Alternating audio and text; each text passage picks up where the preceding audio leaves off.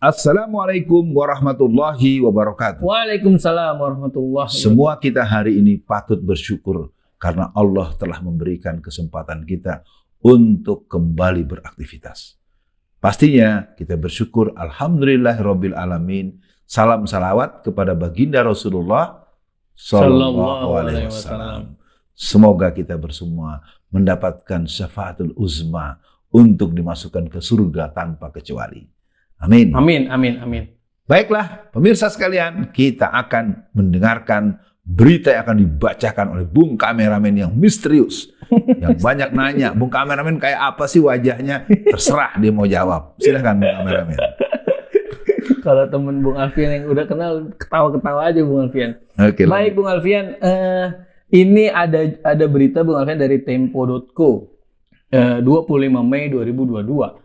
Judulnya, Kepala BNPT mengaku punya data kampus dan mahasiswa terpapar radikalisme. Innalillahi.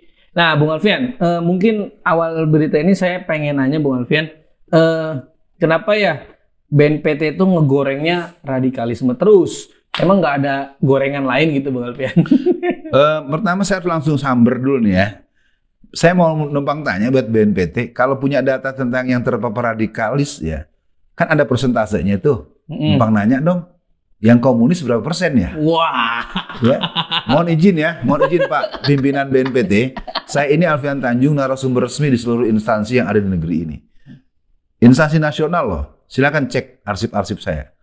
Saya tuh numpang nanya ini, yang komunis berapa persen? Oke lah kalau Anda bilang yang radikal ada, saya nggak mau bantah, kan itu Anda tekuni. Mohon permisi ya, numpang lewat. Yang komunis berapa persen ya Pak? Ya, karena saya berani dalam kata secara akademis, saya katakanlah saya menantang Anda. Iya. Syaratnya akademis ya. Jadi Anda jangan pendekatan-pendekatan lain. Ayo kita ada di forum resmi di kampus, karena saya juga 30 tahun lebih menjadi dosen. Ya, jadi siapapun pemangku adat di BNPT, yuk kita ngobrol yuk sambil ngopi-ngopi. Anda silahkan terangkan yang kayak apa itu radikalismenya. Saya akan minta feedback dari Anda, temuan saya tentang komunisme PKI-nya. Karena negara ini negara kita yang punya sejarah buruk, yang punya sejarah berdarah-darah dengan gerakan PKI. Kenapa yang diteriakan oleh Anda cuma radikal? Saya pikir ini baik jadi pembelajaran buat masyarakat. Begitu, Bung Kameramen. Sebetulnya itu pertanyaan saya, Bung Alfian. Tapi Bung Alfian sudah menjelaskan duluan. Tapi itu benar, Bung Alfian. Artinya, kalau dia mengarahkan radikalisme hanya untuk Islam, padahal kan banyak juga gerakan-gerakan yang bukan Islam, Bung Alfian. Misalkan di Poso ya, Bung Alfian. Macam-macam lah ya, yang Kristen-Kristen itu. Nah, Bung Alfian, tapi saya menarik juga, BNPT ini kan isinya ada TNI, ada polisi juga ya Bung Alfian. Iya. Nah, kenapa mereka tidak menyiapkan perlawanan untuk OPM Bung Alfian? Iya. Bagaimanapun, ya walaupun saya kurang paham fungsi BNPT ya, tapi kata T yang terakhir itu kan terorisme. Jelas OPM itu bunuh TNI, warga, nakes itu banyak sekali. Kenapa mereka tidak menyiapkan itu, malah sibuk kasak-kusuk ganggu yang bisa dibilang nggak ngapa-ngapain pun orang itu dianggap radikal di kampus, dia nggak bawa senjata, nggak nembakin kampus, itu gimana Bung Alfian? Ya memang ini mungkin secara bahasa apa namanya ya, hubungan antara manusianya. Halo BNPT, Anda harus jawab itu.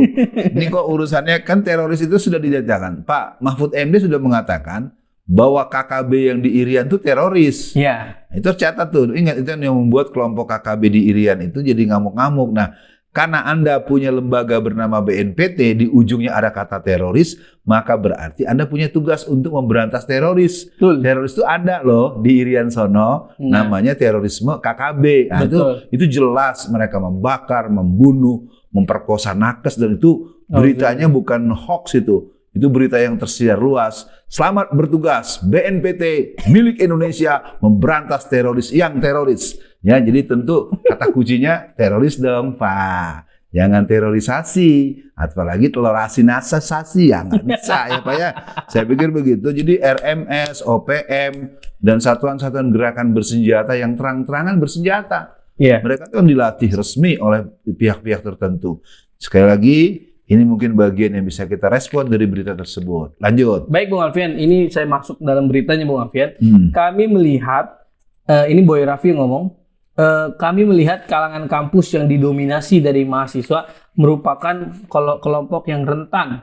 Perlu kita ingatkan. Tugas BNPT mengingatkan semua membangun kesepamahaman. Menurutnya, sebab dari itu adalah masuknya paham-paham yang tidak sesuai konstitusi ideologi Pancasila. Nah ini Bung Alfian, saya menarik. Saya kebetulan aktif di sosmed juga Bung Alfian ya. Mungkin masih dirahasiakan juga. Ini bawa-bawa Pancasila Bung Alfian. Kalau menelisik Pancasila, sila pertama kan ketuhanan yang Maha Esa. Bagaimana sila pertama itu mengadopsi dari surat Al-Ikhlas. Kok bisa-bisanya umat Islam yang disebut radikal karena tidak sesuai Pancasila? Harusnya orang kafir dong Bung Alfian. Bagaimana kalau kata Zakir Naik, Hindu Bunda itu Tuhannya banyak, orang kafir itu Tuhannya banyak. Sedangkan hanya Islam yang Esa Bung Alfian. Ini gimana nih Bung Alfian? Ya, jadi untuk Pak Boy Raffi Ahmad, mudah-mudahan Bapak tetap sehat dan nanti husnul khotimah ya Pak ya. Karena bagaimanapun Bapak nanti dengan omongan ini bertanggung jawab di akhirat nanti ya.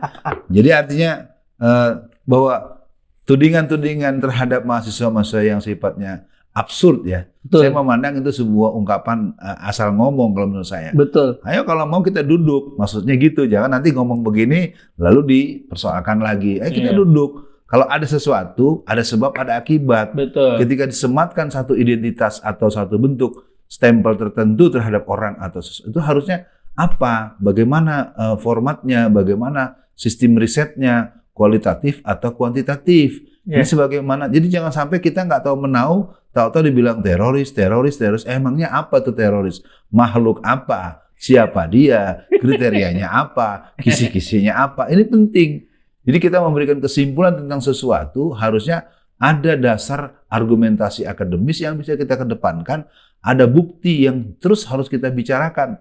Karena kelihatannya sudah tidak lagi bisa ditutup-tutupi. Seluruh kasus-kasus yang akan disebut dengan kata teroris 100% mesti yang akan terlihat adalah orang-orang tersebut yang beragama Islam. Itu tidak logis juga. Betul. Kita tahu bagaimana kelakuan kelompok-kelompok yang ada di tadi Anda sebut di Poso misalnya. Itu kan kelompok-kelompoknya yang apa Fabianus Tibo dan lain-lain. Itu jelas teroris. Mereka membunuh ratusan ribuan umat Islam. Ya, mereka punya kelakuan dan belum kalau kita buka lagi kelompok-kelompok lain.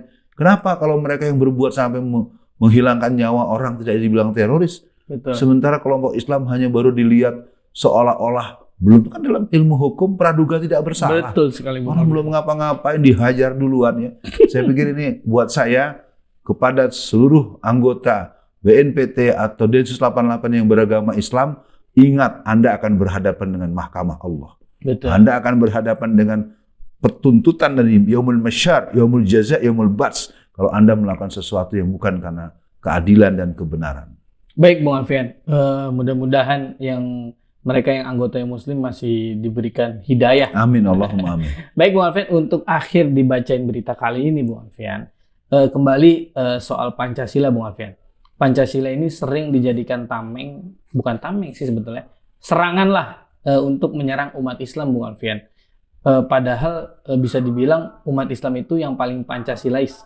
Karena semua poin Pancasila itu sumbernya ngambil dari Al-Quran Bung Alfian. Tidak mungkin kita lahir pun udah yang umat Islam udah otomatis sesuai dengan Pancasila. Nah maka Bung Alfian, pertanyaan saya adalah kenapa Pancasila yang sumbernya banyak mengambil dari Al-Quran bisa dijadikan senjata untuk menyerang umat Islam Bung Alfian? Ya, sejarah membuktikan bahwa setiap ada orang yang berteriak-teriak sok Pancasila, sok memiliki Pancasila dan merasa pengawal Pancasila, itu tandanya komunis sedang bangkit.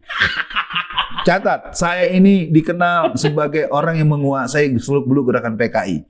Saya nyatakan dengan terbuka, siapa yang paling nyinyir, paling bawel, paling ngotot, menuding-nuding orang bukan Pancasila, patut diduga dialah PKI, dia yang anti Pancasila. Itu dulu Bung. Iya, betul itu, Bung kameramen. Jadi orang-orang yang paling teriak-teriak, gelisah nggak Pancasila, Allah yang sebetulnya nggak Pancasilais. Betul. Nah itu penting saya perdengarkan kepada seluruh pemirsa di seluruh dunia sampai planet Mars, ya, bahwa Pancasilais itu ada dalam jiwa-jiwa umat Islam di Nusantara. Jadi buat seluruh kaum muslimin, Mari kita pahami Pancasila milik kita bersama dan Pancasila senyawa dengan prinsip-prinsip syariat Islam. Dia boleh dibilang bagian kecil daripada amaliyah yang bisa kita teruskan. Karena seluruh ulama sudah sepakat Pancasila punya kita, konvensi para ulama, kompromi yang belum sempurna, belum memuaskan, tapi kita bisa pakai karena kita perlu kalimatun sawa. Inilah dibacain berita pada kesempatan kali ini. Semoga banyak kesadaran, banyak pencerahan, dan kita kembali mengurus Indonesia bersama. Indonesia berdaulat tanpa musuh-musuh yang tidak disukai oleh Allah Subhanahu wa Ta'ala. Assalamualaikum warahmatullahi wabarakatuh.